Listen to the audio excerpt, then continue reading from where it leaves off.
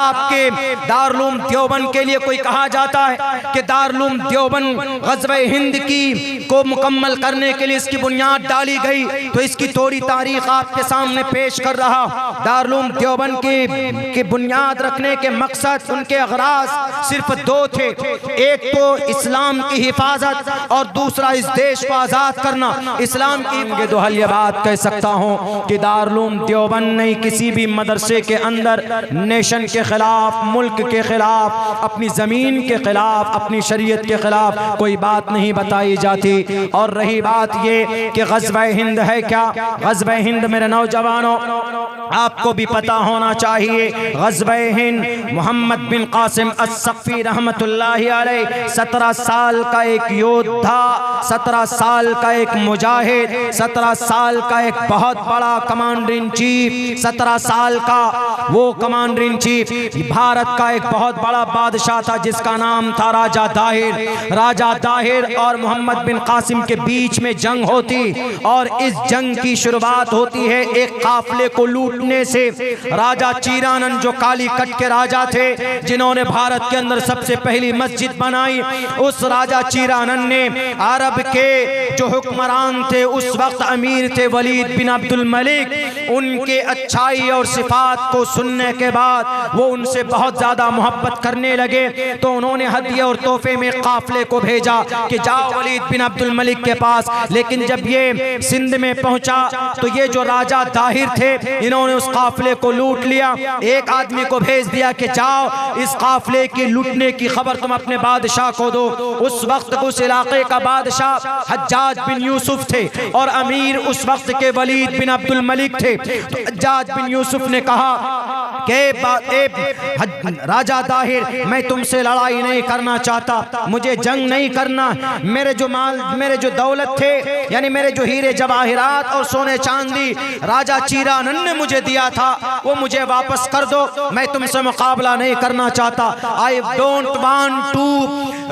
Want to be a battlefield, हम जंग के मैदान में नहीं जाना चाहते, हम जंग नहीं करना चाहते। राजा दाहिर ने कहा कि तुम्हारी हड्डियों में ताकत नहीं है, तुम्हारे खून में गर्मी नहीं है हज्जाज बिन यूसुफ। लेकिन हज्जाज बिन यूसुफ कोई बुज़दिल नहीं। हज्जाज बिन यूसुफ ने अपने भांजे, अपने भतीजे मोहम्मद बिन कासिम उसको कहा कि जाओ जरा राजा दाहिर को सबक सिखा करके आओ। राजा दाहिर को भेजा गया। राजा दाहिर के सामने हज्जाज बिन यूसुफ को भेजा जाता, ये मोहम्मद बिन कासिम को भेजा गया। मोहम्मद बिन कासिम को उम्र 17 साल। आज हमारे बच्चे 17 साल की उम्र में न तो नमाज के फराइज से वाकिफ होते, न कुरान करीम की आयत पढ़ना जानते, न सूरह फातिहा इन नौजवानों को मालूम होता। सिर्फ एक चीज सोशल मीडिया में हमारा जवान अपनी जवानी को तबाह बर्बाद कर रहा। जिन हाथों के अंदर कुरान के पारे होने चाहिए, उन हाथों में आज मोबाइल के बड़े बड़े एंड्रॉइड मोबाइल का सेट थमा दिया गया। जिन हाथों के अंदर तस्बीह के दाने होने चाहिए, उन नौजवानों के हाथों में क्रिकेट का बॉल और बल्ला थमा दिया गया। जिन माथे के ऊपर टोपी होनी चाहिए, पगड़ियां होनी चाहिए, उस टोपी और पगड़ी के जगह पर बड़े बड़े अंग्रेजी कट बाल हमारे नौजवान करने लगे। नौजवानों, जब तुम्हारी जवानी तबाही की तरफ जाए तो अल्लाह की तरफ से मदद नहीं आती, क्योंकि आप कौम की रीढ़ की हड्डी है, आप इस मिल्लत की तकदीर है। जाओ देखो 5000 जवानों ने सर पे कफन बांध कर अल्लाह का नाम लेकर सीने में हाफिज कुरान, हिफ्ज कुरान, कुरान को महफूज करके, अगर इसराइल को किसी ने घुटने टेकने पर मजबूर किया है, अगर आयरन डोम को किसी ने मट्टी के तरह बनाया है, तो वो हमारे गजा पट्टी के 5000 जवान है। पता है कौन? एक तरफ सारी टेक्नोलॉजी के अंदर मशहूर, पूरी दुनिया के अंदर अपनी ताकत का लोहा मनवाने वाले इसराइल, लेकिन अगर उसको किसी ने शिकस्त दी है तो उन नौजवानों का नाम 5000 गजा पट्टी के नौजवान है और 5000 में से 3000 हाफिज कुरान है। नौजवानों, जब आप मैदान में आते हो, संविधान की भी हिफाजत होती है और आपकी शरीयत की भी हिफाजत अल्लाह आपके जरिए करवाता है। तो मोहम्मद बिन कासिम आए 17 साल। हमारा 17 साल का बच्चा तो कमर ढिलाता, डांस करता, सलमान खान, शाहरुख खान। पठान पठान, ये वो, IPL 20, वर्ल्ड कप, क्या क्या, ये सब चीज आपके लिए रोल मॉडल नहीं है। मोहम्मद बिन कासिम आए, 17 साल का यंग, मोहम्मद बिन कासिम को देखकर राजा दाहिर, ग़ज़वे हिंद क्या है वो बता रहा, ग़ज़वे हिंद, मोहम्मद बिन कासिम अस्सफ़ी को देखकर राजा दाहिर कहता है कि you are look like my child, तुम तो मेरे बच्चे की तरह दिख रहे हो कासिम, तुम मुकाबला करोगे। मेरे भाइयों, ज्यादा लंबी बात नहीं होगी, बस बहुत मुख्तसर करके, चूंकि 1 बजने वाले, तो उन्होंने कहा कि तुम मुझसे मुकाबला करोगे। कहा कि क्यों नहीं कर सकता, बच्चा दिख रहा हूं, हाइट कम है, फाइट बहुत ज्यादा, हाइट पे मत जाओ, मेरी फाइट पे जाना। तुमको अगर यकीन नहीं आता, भेजो तुम्हारा कौन वो खली है, भेजो भेजो, देख लेते। सबसे बड़ा योद्धा को भेजा, जाओ जरा इसका काम तमाम करके आओ। बहुत उछल रहा, 5000 लश्कर लेकर आए, सिर्फ 5000 लश्कर। राजा दाहिर बैठा अपनी गद्दी पे, सिंहासन पे, और उधर से कासिम, मोहम्मद बिन कासिम अस्सफ़ी आए मैदान में, वार किया, बचे पलटकर, इतने जोर से वार किया है मोहम्मद बिन कासिम ने, बिजली की तरह चमकती हुई तलवार से, जो ढाल है ना, एक हाथ में ढाल और एक हाथ में तलवार होती थी पहले जमाने में, तो वो ढाल चीर कर उस योद्धा, उस फौजी का, उसका सर के, उसके सर के 2 टुकड़े कर दिए थे। मोहम्मद बिन कासिम की जुर्रत को देखकर राजा दाहिर की आधी हिम्मत वहीं खत्म हो गई थी। अब मैदान जीत लेते मोहम्मद बिन कासिम, कब्जा कर लेते, वो थी ग़ज़वे हिंद। अक्सर उलमा की यही राय, अक्सर उलमा मतलब 75% उलमा ये कहते हैं कि जो हदीस है जिसकी बुनियाद पर वबाल है, हदीस ये है कि जो आदमी ग़ज़वे हिंद में शरीक होगा, अल्लाह तबारक व तआला वो अगर शहीद होगा, शरीक होगा और शहीद हो जाए तो बहुत बड़े दर्जात होंगे उसके, फजीलत है ग़ज़वे हिंद। अब इसी हदीस को देखिए, हिंदुस्तान के अंदर जंग की तैयारी कुरान हदीस में है, हदीस के अंदर में है कि जो ग़ज़वे हिंद करेगा, जो हिंदुस्तान से जंग करेगा, जो लड़ेगा। और ये हदीस के ऊपर किसी ने सवाल किया था सन 2009 में, तो वहां के दारुल इफ्ता में फतवा दिया गया कि हाँ भाई इसकी ये फजीलत है, ये बशारत है। उसको दारुल को हारे हाथों ले लिया कि दारुल देवबंद से ग़ज़वे हिंद के लिए मुजाहिदीन पैदा किए जाते। झूठे हो, नालायक हो, तुम्हारी नाखानदगी की वजह से नॉलेज मुकम्मल नहीं है, गलतफहमी है। इसलिए श्री कृष्ण जी बार बार चीख कर कहते हैं, तस्मात् शास्त्रम परमाणम तिकारिया अकारिया व्यवस्थितो ज्ञात्वा शास्त्रा। शास्त्र को पढ़ो, कोई बात समझ में ना आए, ये मीडिया वाले तुम्हें उलझा दें तो ज्ञात्वा शास्त्रा, शास्त्र को उठाओ। ये बेज़मीर बेईमान मीडिया वाले जो न्यूज दिखाने होते दिखाते नहीं थी, पेट पे घुसा के रखते, और जिसको नहीं दिखाना होता है, मेंढक ने कितने फीट छलांग लगाया, इसको दिखाएंगे, और वहीं पर किसी का मर्डर हो जाएगा तो नहीं दिखाएंगे।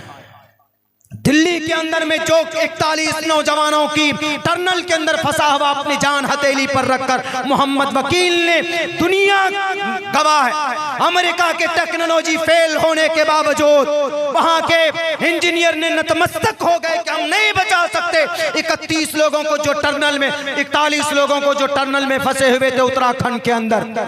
अगर अपनी हथेली जान पे, अपनी जान को हथेली पर रखकर अगर किसी ने 18 घंटे पैर के पंजों पर खड़े होकर अगर अपनी हथियार से अगर किसी ने उन 41 लोगों की जान अगर किसी ने बचाई, तो उस शख्स का नाम अल्लाह बचाने वाला है। लेकिन अल्लाह ने अगर किसी को यमदूत बनाकर भेजा है, अगर किसी को सबब बनाकर भेजा था, तो उस फरिश्ते का नाम वकील हसन था, जो दिल्ली का रहने वाला था। उसके घर पे बुलडोजर चलाते हुए शर्म नहीं आई, जानवरों के नाम नाम पर तुम घरों को तोड़ते हो, इंसानों के घर नहीं बना सकते तो घर तोड़ने का तुमको अधिकार नहीं होता। बेटियों के रेपिस्टों को बचाते हो, अगर तुम नहीं हो, तुम्हारे अंदर शक्ति नहीं है तो छोड़ दो कुर्सियां। तुम अगर नहीं कुछ अच्छा कर सकते, उन लोगों को कुर्सी पर आने दो जो इस देश का भला करना चाहते। कहां गूंगे और बहरे हो गए जो कल तक बड़े कहते थे हीरो है, यमराज आ गया है, यमदूद है ये तो वकील हसन, उसका घर तोड़ दिया गया। पेपर होने के बावजूद जिसने 41 जानें बचाई, 18 घंटे टनल के अंदर घुसकर, अमेरिका से कई करोड़ रुपए की मशीन आई, गया टाइम फिश। अब क्या करना जी, समझ में नहीं आ रहा। बुलाओ वकील को, फिरोज खान को, मुन्ना को बुलाओ। रेड माइनर आए और उन्होंने कहा कि हम बचाएंगे जी, जहां अमेरिका फेल हो जाए वहां हमारे भारतीय योद्धा काम आते हैं, वहां वकील हसन का नाम आता है। वकील हसन कहता है कि फिक्र मत करो जी, हम करते। गए, उन्होंने खोदना शुरू किया अपने हाथों से, 18 घंटे मुस्तकिल बिना खाए और पिए टनल के अंदर घुसकर उन्होंने सुरंग बनाया। और फिर 31 लोगों ने अगर किसी की सबसे पहली शक्ल देखी तो उस उम्मीद का नाम वकील हसन है। कोई नहीं आया। तो इसीलिए कहा जाता है कि तस्मात् शास्त्रम परमाणम तिकार्य अकार्य व्यवस्थितो ज्ञात्वा शास्त्र विधानोक्तम। ज्ञात्वा शास्त्रा, शास्त्रों के मुताबिक देखो ना कि भाई क्या है। अगर किसी ने कोई किसी से पूछे कि भाई मौलाना, हम अगर आपसे पूछें कि यहां से कश्मीर कैसे जाते हैं, रास्ता क्या है जाने का, तो आप कहेंगे कि भाई यहां से बस पकड़े, वहां से ट्रेन पकड़े, वहां से वो पकड़े, तो क्या आप मुजरिम हो जाएंगे? नहीं होंगे। ऐसे ही दारुल देवबंद से किसी ने मसला पूछा, सवाल पूछा कि भाई ग़ज़वा हिंद है क्या, तो उन्होंने बताया कि ग़ज़वा हिंद का ये मतलब है, और ये तकरीबन अक्सर उलमा के नजदीक ये 800 ईस्वी में हो चुका है। यहाँ तक कि हमारे मुफ्ती अबुल कासिम साहब ने भी इसको एक्सप्लेन किया, हो गया है जी, उसका अब नहीं है कुछ भी, हो चुका है। क्लेरिफिकेशन देने के बावजूद भी नहीं जी, अंदर में तैयारी चल रही है। कहाँ अंदर में? बेटियों की रेप करने वाले लोग जो अंदर में रेप करते हैं, तहखानों में, दारुल देवबंद में ऐसा नहीं होता। दारुल देवबंद में अगर कोई लेडीज घुसेगी तो बिना बुर्के के नहीं घुस सकती है दारुल की चार दीवारी के अंदर में। अब बात करते हो तो बहरकैफ मोहम्मद बिन कासिम ने राजा ताहिर से मुकाबला किया। वो उसी जंग को, उसी लड़ाई को ग़ज़वा हिंद कहा जाता है। और ग़ज़वा वैसे उमूमन इस्तिलाह में उस लड़ाई, उस जंग को बोलते हैं जिसमें अल्लाह के नबी अलैहिस्सलातु वस्सलाम बनफ्स नफीस बजाते खुद शरीक हुए हों जिस जंग में, उसको ग़ज़वा बोलते हैं। और आप अलैहिस्सलाम 27 ग़ज़वात में शरीक हुए, उनमें से 9 में लड़ाई की नौबत आई। वो जब होती, जब जरूरत पड़ने पे, जैसे इंडिया की लड़ाई चीन से हो जाती, इंडिया की लड़ाई पाकिस्तान से होती रहती, कारगिल की लड़ाई भी होती रहती, जरूरत पड़ने पे 2 मुल्क लड़ते रहते। जैसे आज लड़ाई यूक्रेन स्पेन के अंदर लड़ाई हो रही, और ये जालिम जो 55,000 टन बारूद बरसा चुका है गजा पट्टी में बिना बात के ही, लेकिन उसका कोई हल निकलता है? कोई हल निकलता? यहाँ तो हल नहीं, कुछ नहीं जी, बस मारो। 50,000 मासूमों को शहीद किया जा चुका है, 50,000। दुनिया खामोश बैठी हुई है। मुसलमानों कोई मदद के लिए नहीं आने वाला। जिन पर गुरूर कर रहे हैं ना जजीरतुल अरब पे, ये बेईमान हो चुके हैं, बेईमान, ऐश परस्त हो चुके हैं। सऊदी अरब का जो सलमान बैठा हुआ है ना, उसने अपना बुत बनाया है, मुजस्समा बनाया लटकाने के लिए। ये जजीरतुल अरब में जो अबू धाबी, जो यूएई का कैपिटल है, 27 एकड़ जमीन कैपिटल की। मानो कि आपकी दिल्ली के अंदर में अगर 27 एकड़ आपको जमीन मिल जाए तो आपसे बड़ा कोई नहीं। फ्री में जमीन दी गई, किस लिए? कॉलेज के लिए नहीं, मस्जिद के लिए नहीं, बुत परस्ती के लिए। बुत बना दिया गया और भव्य बुत खाना बना दिया गया है। कहां? जजीरतुल अरब, यूनाइटेड अरब अमीरात, दुबई, जिसका खूबसूरत बड़ा शहर है। तो इसीलिए इनके ऊपर मत जाओ। आपकी मदद और आपका साथ कोई दे सकता है तो वह अल्लाह तबारक व तआला ही है, जो आपको कभी नहीं छोड़ेगा। इसीलिए दुनिया की तरफ ललचाई हुई निगाह मत देखो, ये तो बेईमान लोग हो चुके हैं, ऐयाशी में जिंदगी इनकी गुजर रही। आप अपने ईमान को मजबूत कीजिए और नॉलेज हासिल कीजिए, खामोश मत रहिए, जुल्म के खिलाफ बोलिए। आप तन्हा वो कौम है जिसका धर्म भी बोलने की इजाजत देता है और संविधान भी बोलने की इजाजत देता है। अल्लाह के नबी की हदीस है, कलिमतु हक़्क़िन इंद सुल्तानिन जाइरिन अफ़ज़लुल जिहाद, बेहतर जिहाद यह है कि आप जालिम बादशाह के सामने हक बात बोले। भारत का संविधान भी कहता है कि all citizen shall have the right, all citizens shall have the right and to freedom of speech and expression. अपनी बात लोगों के सामने रखने का अधिकार आपको भारत का संविधान देता है। अगर आपके दारुल देवबंद के लिए कोई कहा जाता है कि दारुल देवबंद ग़ज़वे हिंद की को मुकम्मल करने के लिए इसकी बुनियाद डाली गई, तो इसकी थोड़ी तारीख आपके सामने पेश कर रहा। दारुल देवबंद की बुनियाद रखने के मकसद, उनके अगराज सिर्फ दो थे, एक तो इस्लाम की हिफाजत और दूसरा इस देश को आज़ाद करना। इस्लाम की हिफाजत किससे? हिंदुओं से नहीं। जिस वक्त इस देश के अंदर बादशाह थे कौन? औरंगजेब, उनसे पहले अकबर और भी बादशाह थे, मुगल इंपेरर। तो अकबर की बीवी का नाम, एक नाम बीवी की मरियम जमाई, और औरंगजेब की एक बीवी का नाम मसीहुन निसा, और दो बादशाह हैं जिनकी बीवी थी।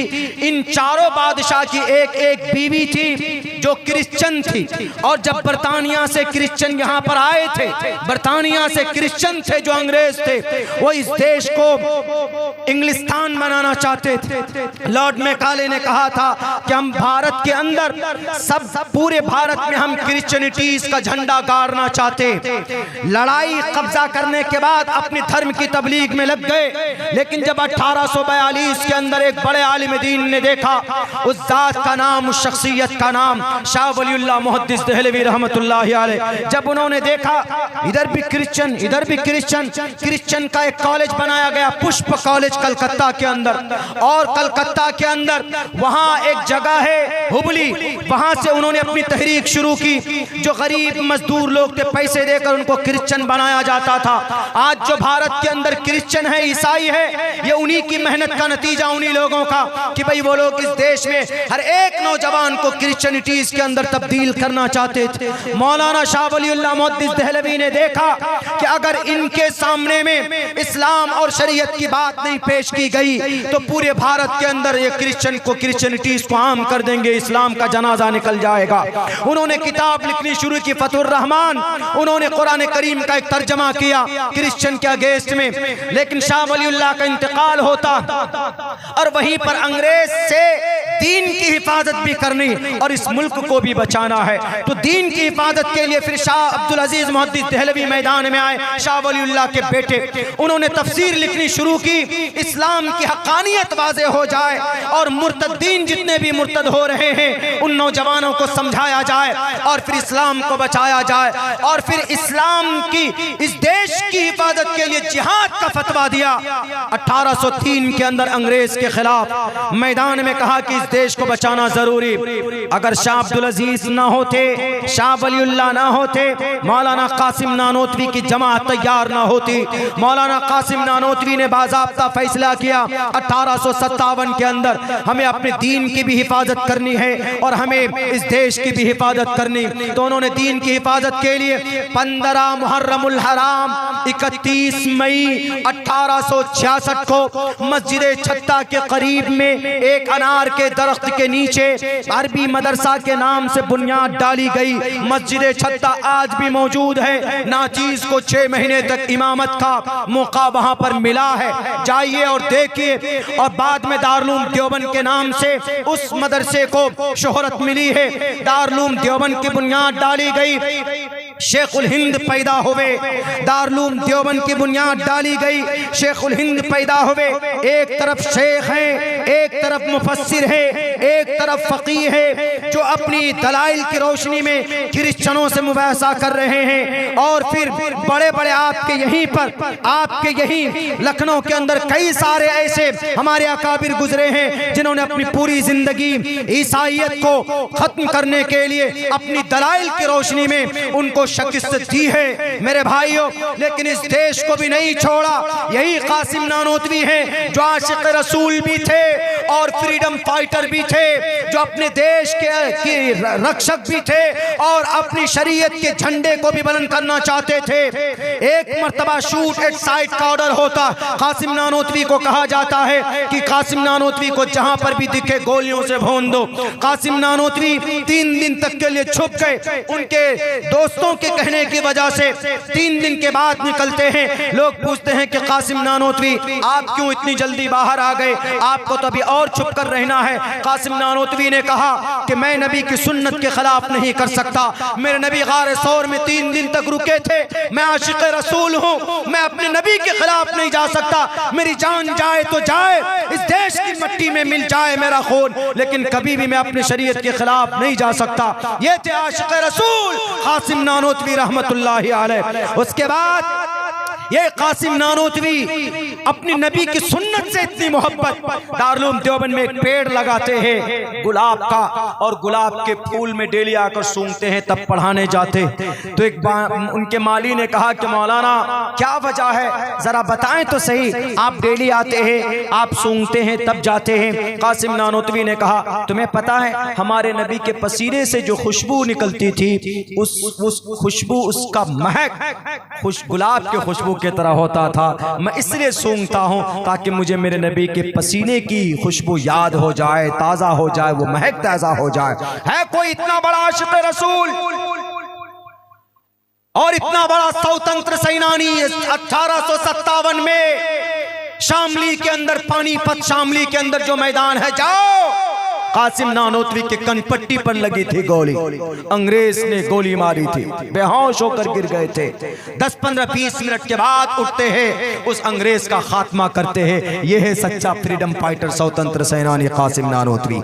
उसकी बुनियाद डाली हुई है ये दारुल उलूम देवबंद। उनकी शुरुआत है इखलास के साथ, इस मदरसे की बुनियाद डाली गई। तब से लेकर आज तक 2 लाख फुज़लाए दारुल उलूम देवबंद पैदा हुए, लेकिन आज तक कोई माए कलाल नहीं बता सकता है कि इन 2 लाख में से 2 ने भी देश विरोधी कोई काम किया हो। 2 ने भी नहीं बता सकते। क्यों? दारुल उलूम देवबंद में जितनी शरीयत से मोहब्बत बताई जाती है, उतनी ही इस देश के अमन के लिए दुआ भी की जाती है। हमें याद है सन 2011 में एक स्ट्राइक और एक प्रोटेस्ट हुआ था मौलाना गुलाम मुस्तानवी को लेकर, हम लोग भी थे वहाँ पे। तो उस वक्त शेख सानी रो रो कर दुआएं कर रहे थे दारुल उलूम के लिए भी, और अपनी इस मुल्क के अंदर अमन व अमान की फिजा कायम हो उसके लिए भी दुआ कर रहे थे। अल्हम्दुलिल्लाह दारुल उलूम देवबंद अपने मौक़िफ़ को बिल्कुल वाज़े किए हुए है। जिन लोगों के अंदर में गलत फहमी है, भाई दारुल उलूम देवबंद ग़ज़वे हिंद की तैयारी कर रहा है, गलत बात है। जाइए देखिए वहाँ पर क्या होता है। बच्चे 2 रोटी वो दाल सुबह के अंदर, आज भी वहाँ हमने खुद, हमें याद है कि फजर की नमाज के बाद में हम लोग सादी चाय, काली चाय जिसको बोलते हैं, सादी चाय बनाते थे, और रात में जो खाकर रोटी के साइड का जो हिस्सा हाशिया जिसे हम बोलते थे, जो बच जाता था, हम लोग वो उस चाय से खाते थे। और आज भी मेरी आदत है, मैं चाय से रोटी खाता हूँ। मैंने यहाँ पर भी कहा, पूछ लीजिए, यहाँ ना कि आपके यहाँ बिरयानी, वो मटन, वो कोरमा है, लेकिन मैंने नहीं खाया। 1 बोटी मैंने शायद ली, 1-1.5 बोटी, लेकिन मैंने कहा चाय मंगाई है, मैं चाय से रोटी खाऊंगा। और मुझे अगर बासी चाय रोटी मिल जाए तो मेरे लिए वो पुलाव से भी बेहतर है। ये वही मदरसे की आदत है इन मदरसों के अंदर में। तो इन मदरसों के अंदर में ढंग से भी खाना नहीं मिलता है बेचारे। क्यों? उन्हें अपनी शरीयत को जानना है, अपने अल्लाह की कैसे करीब हो, अल्लाह ने क्या फरमाया कुरान में, वो चीजें निकालना चाहते हैं। इनको क्या जरूरत है लड़ने मरने विरने की? हाँ, जब देश में, जब शरीयत में, जब हमारे मुल्क में कोई दुश्मन आकर आक्रमण करेगा तो अपनी जान की कुर्बानी देकर उस मुल्क की और हमारे उस धरती की को बचाना, ये हमारा ईमानी फरीजा है। और अल्हम्दुलिल्लाह तकरीबन 65,000 उलमा मदारिस से निकलकर इस देश के लिए कुर्बानी दी है, तब जाकर देश आज़ाद हुआ है। इसीलिए इन मदारिस का बाकी रहना बहुत ज़रूरी है। हमारे इस मुल्क के अंदर वफादारी सच्ची कहीं सिखाई जाती है तो हमारे मदारिस के अंदर। आज देखिए आपके मदरसे के अंदर में अल्हम्दुलिल्लाह एक हाफिज कुरान बना है, एक नहीं बल्कि और बनने चाहिए। इस मदरसे को और आबाद कीजिए आप लोग, और खुद से जाकर चंदा दीजिए मदरसों में, खुद से पेशकदमी करके। ये नहीं कि हमारे मौलाना साहब, कारी साहब, मोहतमिम साहब आएंगे तब। नहीं, मैंने शायद कहीं तकरीर की थी इधर लखीमपुर के तरफ में कि कुरान एक ऐसी किताब है जिस पर अमल करके यहूदी ताकतवर बन गए हैं। आपके कुरान के पैटर्न को अपनाया है यहूदी ने, वरना यहूदी से ज्यादा जलील कौम कौन है? कोई नहीं। 2000 साल तक गुलामी की, बच्चों को जिबा करके खून पीने वाली कौम है ये। अभी से नहीं, इसीलिए इसको किसी मुल्क ने कबूल नहीं किया, ना बरतानिया ने, ना जर्मनी ने, ना इटली ने, ना फ्रांस ने, बल्कि हिटलर ने तो 6-6 लाखों को गैस में डालकर मारा इसी बुरी आदत की वजह से। लेकिन आज दुनिया की बेताज बादशाह कौम बनी हुई है। ये क्यों? आपके कुरान के पैटर्न को अपनाया। वक्त होता तो मैं बताता कि कुरान की किन बातों पर उन्होंने अमल किया। और फाइनली मुफ्ती सईद साहब फरमाया करते थे, जो शरीयत पर अमल करेगा अगर काफिर भी होगा ना, उसको दुनिया में अच्छा रिजल्ट जरूर देता है अल्लाह उसको। और फिर यहूदी को तो यकीन है कि कुरान गलत नहीं है, अदावत की वजह से वो नहीं मान रहे हैं ना, अदावत की वजह से। हमारी मूसा को क्यों नहीं दी गई ये किताब? हमारी बिरादरी में से क्यों नहीं आया? बनी इसराइल में क्यों नहीं आया? बनी इस्माइल में क्यों आया? ये तशद्दुद है। वरना जितना कुरान को ज्यादा बेहतर यहूदी समझते हैं, शायद हम भी नहीं समझ पाते।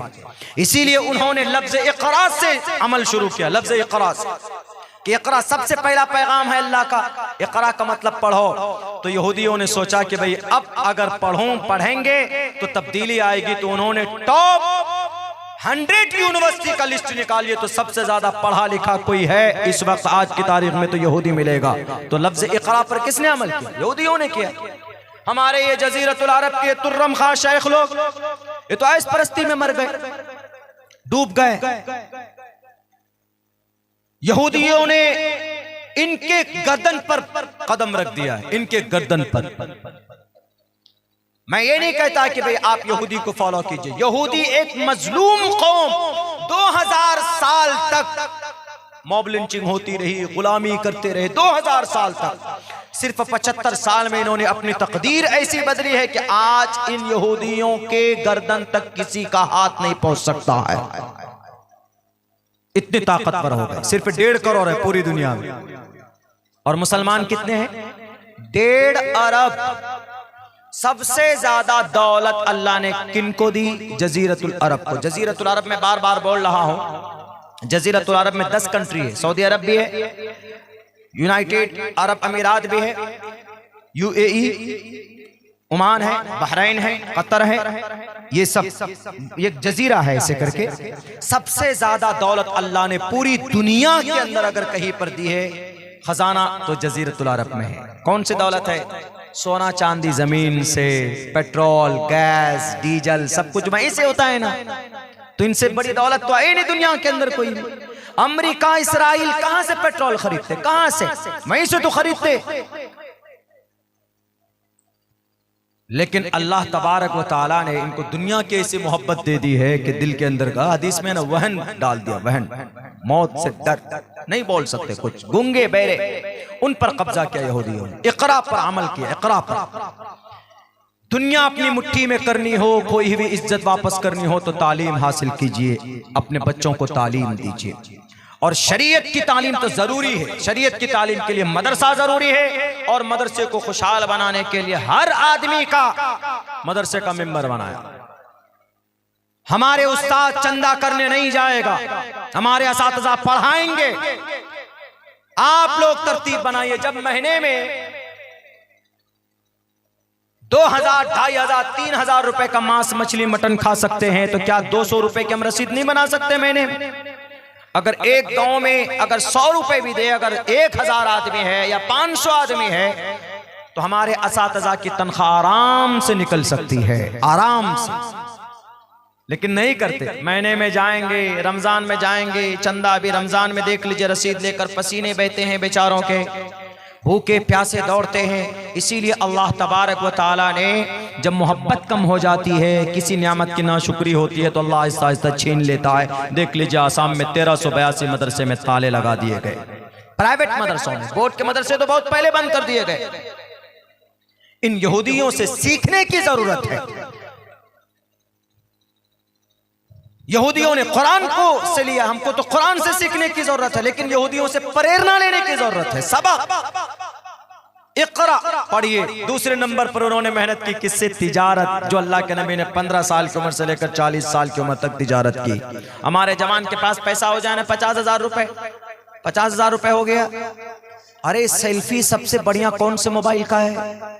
ओप्पो का। फोन करेगा दोस्त के पास, अरे यार बेहतर कैमरा किसका है?